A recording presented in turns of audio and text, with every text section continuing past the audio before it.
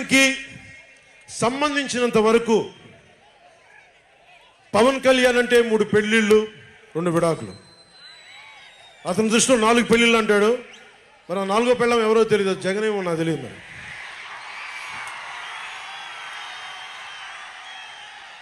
నాకు ఇదే విసుగొస్తుంది. జగన్ లేని 4వ పెళ్ళం అంటే నువ్వేరా.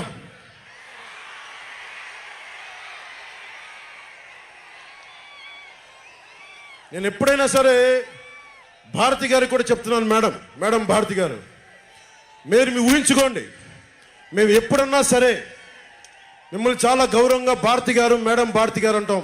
మీ ఆయన ఇంత నీచంగా ప్రవర్తించినా కానీ, చంద్రబాబు గారి సతీమణి కానీ, నియోజకవర్గంలో ప్రతి ఒక్కరిని ఇబ్బంది చేసినా కానీ, నా ఇంటి సతీమణి అన్నా కానీ పెళ్ళాలను సంబోధిస్తాడు. ఆ మాట మిమ్మల్ని అంటే ఎలా ఉంటుంది భారతి గారు? ఆలోచించండి ఒకసారి. నాకు తెలుగు వచ్చు, నేను పెద్ద ఇంగ్లీష్ మీడియం చదువుకున్న వ్యక్తిని కాదు, నాకు చాలా భాష వచ్చు, కానీ సంస్కారంగా ఉండదని మాట్లాడినంతే. జగన్, నీకు సంబంధించినంత వరకు నేను 3 పెళ్ళిళ్ళు 2 విడాకులు.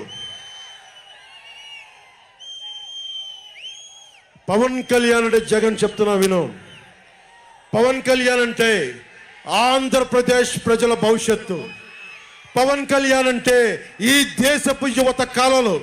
పవన్ కళ్యాణ్ అంటే కన్నీళ్లు తుడిచే చెయ్య. పవన్ కళ్యాణ్ అంటే అర్ధరాత్రి పరిగెత్తుకుంటా వచ్చి ప్రాణాపాయంలో ఉన్న 108 అంబులెన్స్. పవన్ కళ్యాణ్ అంటే ఆడబిడ్డలకి రక్షణగా ఉండి చేతికి కట్టే రాఖీ. పవన్ కళ్యాణ్ అంటే పెద్దోళ్ల భుజం మీద ఉన్న కండువ, గర్వంతో ఎగిరే జాతీయ జెండా. పవన్ కళ్యాణ్ అంటే